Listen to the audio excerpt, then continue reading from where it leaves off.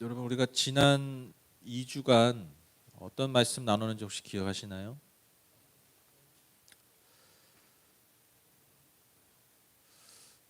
그래서 저는 이 목사라는 직업이 참 좋아요.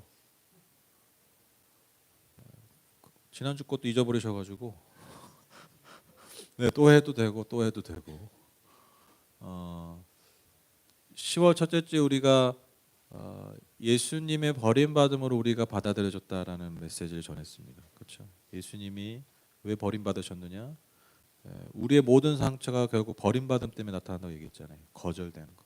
내가 마땅히 존중받지 못하고 내가 사랑받지 못했기 때문에 우리의 영혼과 삶이 고통스러운데 예수님의 버림받으심, 심지어 창조주 그 아버지 하나님께 버림받으심의 그 십자가 사건 때문에 우리가 하나님께 받아들여져요. 여러분 그래서 구원을 받는 거예요. 그게 구원이라는 것이죠. 또 제가 지난주에는 하나님은 결국 이 땅을 창조하시고 난 이후부터 주님 다시 오실 그날까지 뭐 하시는 분이라고 그랬죠? 창조주가 피조물 때문에 늘 고통당하시는 분이라고 얘기했습니다. 그렇죠? 그러니까 창조주께서 늘 고통당하실 것을 결정하셨기 때문에 여러분 우리가 여전히 그분의 은혜 아래 있는 거예요.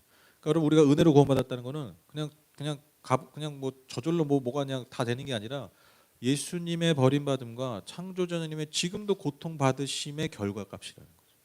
그게 우리가 받은 말도 못하는 설명할 수 없는 바로 은혜라는 것입니다. 그래서 여러분 예수님의 버림받음의 절정이 뭡니까? 바로 십자가죠. 그렇죠?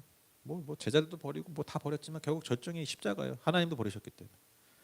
그리고 여러분 하나님의 고통의 절정도 여러분 십자가입니다. 왜냐하면 내가 가장 아끼고 사랑하는 내 아들의 존재를 죽음 앞에서도 여러분 내가 침묵할 수밖에 없는 그 하나님의 고통. 그게 여러분 십자가라는 거예요. 그래서 여러분 십자가는요 무슨 하나의 어떤 고대 사형틀이잖아요. 사형틀 이거 사형틀이에요. 지금 이쁘게 만들었지만 이거 사형틀이에요. 그냥 사형틀로 끝나는 것이 아니라 이것이 여러분 그래서 구원의 상징이 된 거예요. 예수님의 버림받음의 상징이고 하나님의 고통의 상징이기 때문에. 그래서 그것이 역전돼서 하나님의 사랑의 은혜의 구원의 상징이 된 것이죠. 그래서 여러분 감히 우리의 언어와 표현으로는 다 담을 수 없는 이런 엄청난 은혜를 받은 존재가 바로 저와 여러분이라는 것입니다. 여러분 제가 이걸 여러분 함께 기억하길 원하기 때문에 제가 2주간 이 말씀을 나눴습니다. 그래서 이 엄청난 은혜 진짜 어떻게 표현을 못 하잖아요. 제가 가끔 너무 답답해. 이걸 어떻게 더 잘 설명할 수 있을까 매주. 이 은혜를 어떻게 이 복음을 어떻게 다 그러다가 생각하는 게 발견한 게 도파민이야. 그래 도파민. 이거 너무 실제적이야. 그리고 그 거절감, 막 이런 어떤 심리적인 연구 결과들 그게 다 복음과 연결이 돼요. 여러분 우리의 이 받은 이 엄청난 은혜가 여러분 늘 저와 여러분의 삶을 이끌어가야 돼요. 그냥 주일에 하루 듣고 그런가 보다 하고 돌아가는 게 아니라 이 은혜가 여러분 내 삶의 중심이 되는 거예요. 나를 바라보고 너를 바라보고 이 세상을 바라보는 여러분 중심이 돼야 된다는 거예요. 그것이야말로 여러분 구원의 실제를 사는 것이고 먼 미래의 구원을 기대하는 삶이 아니라 구원의 오늘 구원의 실제를 사는 삶이고 여러분 복음의 실제가 그때 드러나는 거예요. 여러분 우리의 삶에 하나님의 구원이 그리고 그 복음이 정말 실제 내 것이 되었는지 여러분 우리가 오늘 본문을 통해서 잘 알 수가 있습니다. 여러분 우리가 너무 잘 아는 이야기죠. 우리의 교회 앞에 걸려 있는 이 그림입니다. 돌아온 탕자, 우리 흔히 돌아온 탕자라고 하죠. 이 그림에 대한 설명은 제가 2번이나 했었죠. 너무 제가 이게 지금 러시아의 생테페테부르크인가? 그 유럽과 가까운 그 러시아의 제2도시 있어요. 거기 거의 유럽이라고 그러더라고요. 거기 그 미술관에 그 세계 3대 미술관이 있는데 거기 미술관에 이 그림이 있어요. 이 그림의 이 크기는 한 4배 돼요.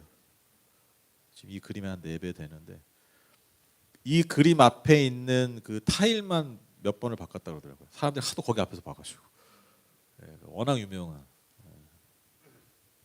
렘브란트가 자기 말년에 그렸던. 여러분 오늘 이야기 여러분 너무 잘 아시죠? 돌아온 탕자. 뭐 여러분 제가 굳이 설명하지 않아도 사실 잘 아는 이야기입니다. 그런데 제가 요즘 깨달은 게 있어요. 여러분 이 이야기를 정말 잘 이해하고 깨달으려면 이 이야기를 처음 들었을 사람들의 입장에서 생각해 봐야 되더라고요. 이게 굉장히 중요하더라고요. 여러분 이 이야기를 처음 들었던 사람이 어떤 사람들입니까? 바로 바리새인과 율법 교사들입니다. 즉 예수님이 이 얘기를 누구에게 해주셨냐면 예수 믿는 사람들에게 해준 게 아니에요. 제자들에게 해준 이야기가 아니에요. 바리새인과 율법 교사들. 그 사람들 어떤 사람들입니까? 예수님을 반대하고 예수님이 저 사람은 율법을 안 지키는 것 같아. 저 사람은 이상한 사람이야. 이상한 선생이야. 그랬던 사람들이 여러분 바리새인과 율법 교사죠. 여러분 잘 아시죠? 예수님을 반대했던 그 사람들에게 얘기하는 건데 왜 이런 얘기 하셨냐면 자꾸 예수님이 세리와 죄인들과 어울려 다니는 거예요. 그러니까 당시 세리는 죄인들의 상징이잖아요. 가까이서는 안 되는 존재들이잖아요. 그리고 여러분 막 창녀들 막 이런 사람들과 예수님이 같이 돌아다니고 심지어 같이 식사를 해. 여러분 고대 사회, 근동 사회에서 같이 식사를 한다는 건요 굉장히 친밀한 관계를 의미해요. 여러분 그 정과 있는 사람들은 우리 밥 먹고 싶으세요? 막 범죄자는 밥 먹고 싶으세요? 막 교제하고 싶으세요? 만나고 싶으세요? 막 저런 막 네온사인이 막 찬란한 그런 데서 뭐 죄송합니다 몸을 팔고 뭐 이런 사람들 그러면 같이 만나고 제가 자꾸 그런 분들과 만나가지고 같이 밥 먹고 돌아다니는 생각해 보세요. 계양구에서 봤는데 막 이상한 여자들이랑 또 밥 먹고 돌아다녀 제가 다음 주에 여러분 교회 나오시겠어요? 안 나오시겠어요? 애들부터 안 보내겠지. 예수님이 그렇게 살았다는 거예요. 그러니까 이상하게 보는 거예요. 그런 마음을 품었던 바리새인과 율법 교사들에게 하신 이야기가 이 이야기예요. 여러분 어떤 사람의 아들 둘이 있었습니다. 근데 둘째 아들이 어느 날 아버지에게 와서 나중에 줄 내 몫의 유산을 재산을 달라고 하는 거예요. 여러분 이게 뭐라고 했죠? 제가 예전에 이게 명예살인입니다. 아버지가 여전히 살아계신데 여러분 유산을 달래요. 그러니까 이 말은 뭐예요? 이제 아버지는 제 아버지가 아닙니다요. 죽여버린 거예요. 살아있는데 죽인 거예요. 그러니까 어떻게 보면 아버지에게는 더 치욕스러운 거예요. 여러분 중동 사람들 이게 더 죽음보다 더 치욕스러운 거예요. 그래서 명예살인을 하잖아요. 가족 가운데 치욕살인이 벌어지면 심지어 자기 자녀도 죽이잖아요. 왜? 명예사회이기 때문에. 근데 그 아버지가 자기 아들한테 죽음을 당한 거예요. 엄청나. 그러니까 폐류나 중에 폐류나 그러면 둘째 아들이에요. 그냥 재산 좀 주십시오. 그냥 나쁜 정도가 아니에요. 하나님 앞에 천벌을 받을 놈이 바로 이 둘째 아들입니다. 여러분 이 이야기 처음 들었을 때 사람들의 이 마음이 그거. 저런 천벌을 받은 놈 이렇게 생각했을 거라는 거예요. 그가 이제 아버지를 떠납니다. 안에서 새는 밥까지 바깥에서 새죠. 먼 지방 하나 가서 어떻게 삽니까? 건실하게 사는 게 아니라 당연히 허랑방탕하게 삽니다. 술 마시고 자신의 쾌락을 위해서 마음껏 살아갑니다. 그래서 금세 그 많던 재산들을 다 탕진하게 됩니다. 설상가상으로 탕진하고 와서 그 지역에 흉년까지 들어가지고요. 완전히 거지 중에 거지가 됐어요. 극한의 상황에 몰리게 돼서 어떠한 집에 들어가서 품꾼으로 살려고 들어가게 됩니다. 그런데 그 품꾼으로 들어간 그 집도 이렇게 부유한 집이 아니었던 것 같아. 돼지를 치라고 했는데 먹을 것도 안 주고 일을 시키는 거야. 그래서 돼지들이 먹는 쥐염 열매라고 있어요. 여러분 그 콩과 신문이라고 하는데 그 여러분 콩 이렇게 해서 들어가 있잖아요. 이렇게 조그만 이렇게 길게 돼가지고 그렇게 생긴 여러분 쥐염 열매입니다. 이게 돼지들이나 먹는 거예요. 그것도 못 먹을 정도로. 이 말은 무슨 의미입니까? 돼지보다 못한 존재가 된 거예요. 여러분 당시 이스라엘 사람들에게 돼지는요 가장 천하고 가장 부정한 동물 중에 하나였어요. 그래서 여러분 이스라엘 사람들은 돼지를 가까이 하지 않아요. 여러분 지금도 중국 사람들 돼지 안 먹잖아요. 안 먹어요. 제가 전에 남동공단실 할 때 거기 파키스탄 막 이런 분도 있었는데 돼지고기 나오면 우리는 파티인데 거기는 자기들 고기 따로 꺼내 양고기. 그분들이 신앙이 대단한 거 아니거든요. 근데 지금도 그래요. 옛날에 어떻게 했냐고요. 돼지를 가까이에 절대 있을 수 없는 일. 근데 그 돼지보다 못한 놈이 된 거예요. 여러분 여기까지 들었을 율법과 교사들과 바리새인이 무슨 생각했을까요? 역시 하나님 살아계신다.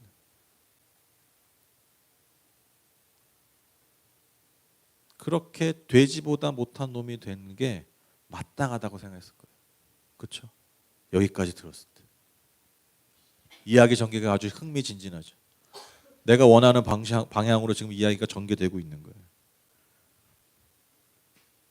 쌤통이다라고 생각했을 겁니다.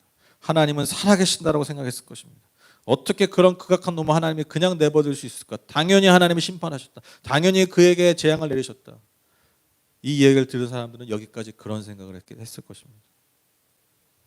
하나님의 심판을 생각했다라는 거예요. 그런데 그 아들이 어떤 마음을 먹죠? 어떤 마음입니까? 다시 아버지께로 돌아가자라는 것입니다. 그런데 이것이 아버지에게 어떤 용서를 구하고 내가 다시 아버지께 나를 받아들여달 이게 아니라 종들도 잘 먹고 잘 사니까 내가 가서 아버지 종이라도 하면 굶진 않겠다. 그래서 절대로 아들로 받아줄 수 없죠. 왜? 아버지를 죽이고 나왔기 때문에. 그냥 아버지의 종으로 밥만 굶지 않고 살아야겠다. 그래서 아버지께 돌아가려고 한 거예요. 이게 진짜 아들의 마음이었어요. 여러분 사람들이 여기까지 듣고 무슨 생각했을까요? 이놈 무슨 낯짝으로 다시 돌아가? 그런 생각했을 거예요. 진짜 개념 없는 놈이네. 진짜 낯짝도 두꺼운 놈이네. 아버지를 그렇게 처참히 죽여놓고 어떻게 돌아갈 생각을 해? 설령 저 아들이 돌아가도 아버지는 이 아들을 절대로 받아주지도 않을 거예요. 절대로 받아들이지 않을 거예요. 다들 이런 생각을 했을 겁니다. 여러분 그런데 당시 그 바리새인들과 율법 교사들이 듣기에 예수님의 입으로부터 너무나 충격적인 전개를 듣게 됩니다. 도저히 상상도 하지 못하는 이야기를 하시는 거예요. 그 아버지가 그 아들이 아직도 저 멀리서 오고 있는데 그 아들을 향해서 달려가는 거예요.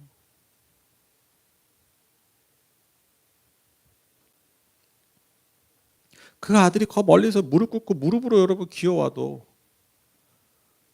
몽둥이 찜질해가지고 여러분 되돌려 보내지만 안 해도 여러분 다행 아니에요? 문전박대만 해도 여러분 은혜 아니에요? 근데 저 아들이 저 멀리서 오고 있는데 이 말은 무슨 의미입니까? 늘 그 아들을 기다렸다는 거예요. 저 멀리 아들이 간 곳, 아들이 날 떠난 곳을 보면서 계속 그 아버지는 아들을 기다렸다는 거죠. 그 아들에게 먼저 달려가서 그 아들을 껴안고 입을 맞추고 환영을 했습니다. 아마도 엄청난 눈물을 흘렸을 겁니다. 여러분 재밌는 게 뭔지 아세요? 지금 딱 이 얘기, 여러분 우리는 감동적이잖아요. 근데 이 아버지가 아들을 껴안고 입을 맞췄다라는 얘기를 들었을 때 여러분 율법교사들과 바리새인들은요 얼굴을 찌푸렸을 거예요. 왜 그런지 아세요? 그 돼지치던 놈이잖아. 그 부정한 여러분 돼지가 몸에 닿으면 그 자체가 부정한 거거든. 자기도 모르게 그 율법을 잘 지키는 그 바리새인들과 율법교사들에 의하면 그 듣자마자 아마 소름이 돋았을 거예요. 어떻게 이 생각부터 했을 거예요. 아버지가 아들을 낳는 게 아니라 그 율법, 그 돼지의 부정함, 그 어떻게 그 뽀뽀를 그 막 하나 이 생각을 했을 거라. 예수님 모르셨을까요?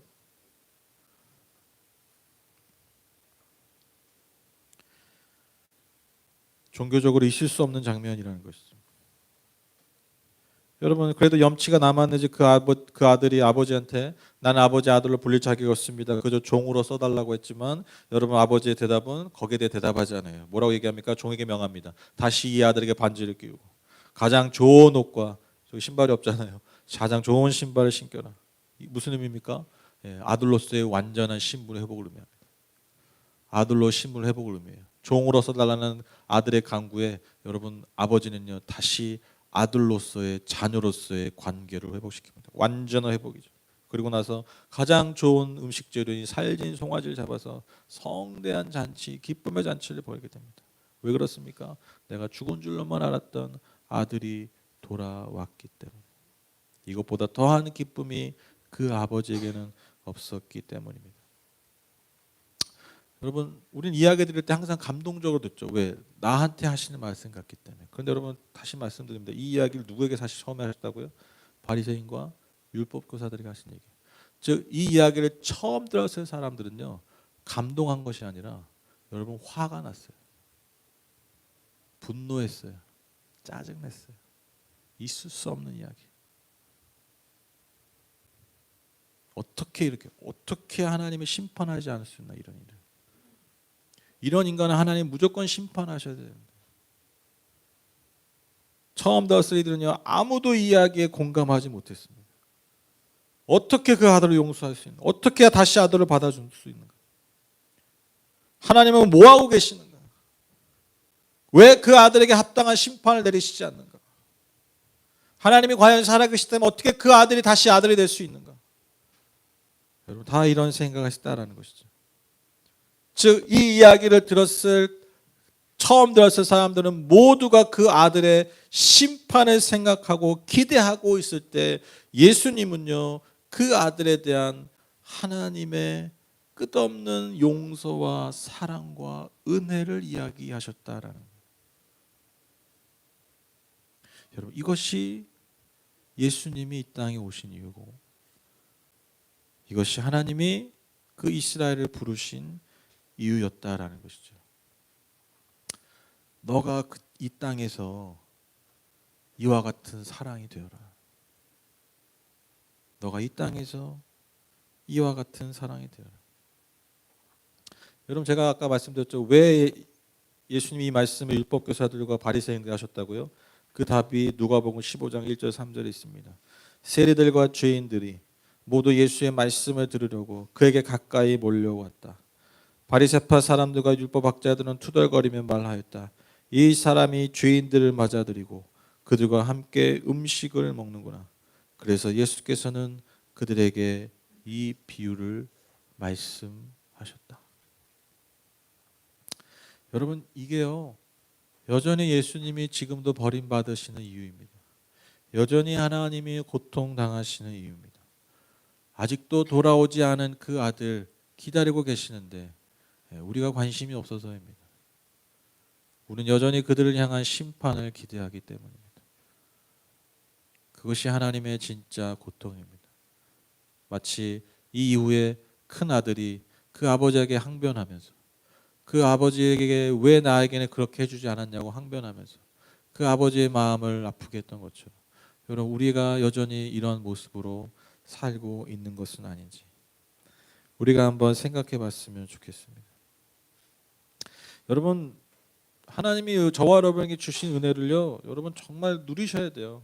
제가 맨날 말씀드리지만 하나님 우리에게 주신 구원의 은혜 복음의 은혜를 여러분 정말 누리셔야 됩니다. 그것이 내 삶의 실제가 되도록 여러분 계속해서 여러분 그 복음이 내 영혼과 내 자아와 여러분 이 삶을 대하는 이 태도를 바꿀 수 있도록 여러분 그것이 계속해서 우리 안에 그 작업이 이루어져야 돼요.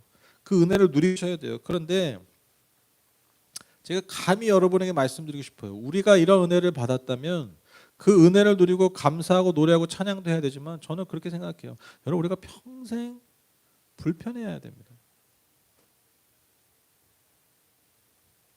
감히 말씀드리고 싶어요. 제가 이 말을 딱 쓸 때 설교문에 딱 쓰는데 내가 불편하더라고. 근데 어쩔 수가 없어요. 우리가 복음의 은혜를 받았기 때문에 여러분 우리가 평생 불편해야 돼요. 마음이. 나는 하나님께 1만 달란트가 어마어마한 돈이거든요.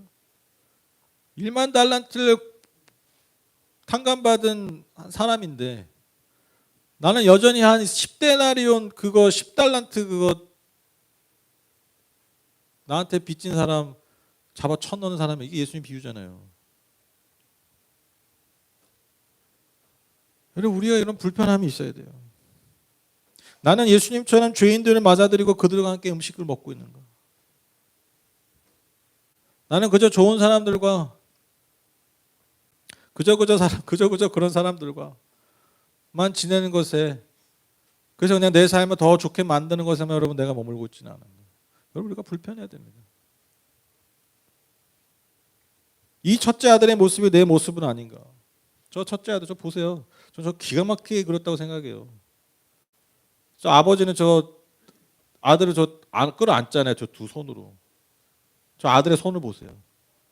확 붙잡고 있잖아요. 뭐 붙잡고 있습니까? 저 지팡이. 저 권위의 상징. 내가 저 아버지의 아들이다. 이해가 안 가는 거죠. 저 표정이. 저게 우리의 모습일 수 있다라는 거예요. 아버지의 손, 은혜의 손은 빛나는데 저 아들의 손, 저 시커먼 손을 보십시오. 기가 막히게 그리지 않았습니까? 이 그림을 보는 집중적으로 저를 바라봐 주시면 제가 더 다음 주에 설교를 열심히 준비하겠습니다.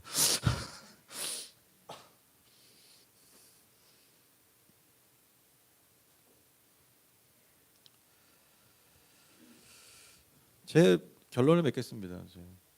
제 목회자로서 제 평생의 고민이에요. 진짜 평생의 고민이에요. 왜 뭐가 고민이냐면 우리가 좋은 교회가 되어 갈수록 왜 교회는 진짜 교회에 와야 되는 사람들이 못 오는가? 이게 진짜 이게 목소리 죄송. 이게 진짜 이게 너무 고민이에요. 좋은 공동체를 만들어야 되잖아요.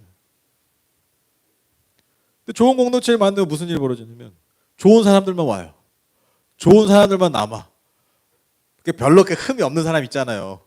여러분 좋은 사람들이시잖아요. 그렇죠? 그렇죠? 정말 예수님이 필요한 사람들이 많아요. 이게 너무너무 저는 고민이에요. 진짜로. 저는 설교자들이 앞에 나서 고민입니다 이런 얘기하는 게 별로 안 좋아하는데, 왜냐면 저는 그거는 좀 직무유기 같거든요. 그런데 이거는 정말 어쩔 수가 없어요. 해결이 안 돼. 같이 고민하길 원해요, 여러분. 같이 불편했으면 좋겠어요. 우리는 어떻게 예수님처럼 죄인들과 어울리며 그들과 식사할 수 있을까? 여러분, 이 시대의 세리가 누굴까요? 이 시대의 창녀들이 누굴까요? 우리가 그 고민을 좀 했으면 좋겠습니다. 그리고 그들에게 다가갈 수 있는 그런 교회. 저는 우리 아이들이 그런 하나님의 자녀들이 됐으면 좋겠어요. 정말 우리 아이들이 이 시대에 이 아버지의 마음을 가진 사람. 아버지의 마음. 그래서 이번 수련의 주제가 내 곁에 우리 곁에예요. 제가 어제 첫 번째 말씀 우리 아이들에게 내 곁에 계신 하나님에 대해서 나눴어요. 오늘 마무리는 이겁니다. 우리 곁에 누구를 둬야 되는가? 하나님이 내 곁이 되셨다면 나는 누구의 곁에 있어야 되는가? 오늘 이야기가 우리에게 주는 도전인 줄 믿습니다. 우리 하늘복교회가 아직도 돌아오지 않은 그 이들의 곁에 설 수 있는 그런 교회요, 그러한 성도님들 되셨으면 좋겠습니다. 그래서 하나님 아버지와 함께 그들을 같이 기다리고 그들이 돌아올 때 같이 달려갈 수 있고 그들이 돌아와서 같이 기뻐하며 잔치할 수 있는 그런 공동체, 그런 하나님의 사람들 다 되시기를 주님의 이름으로 축복합니다.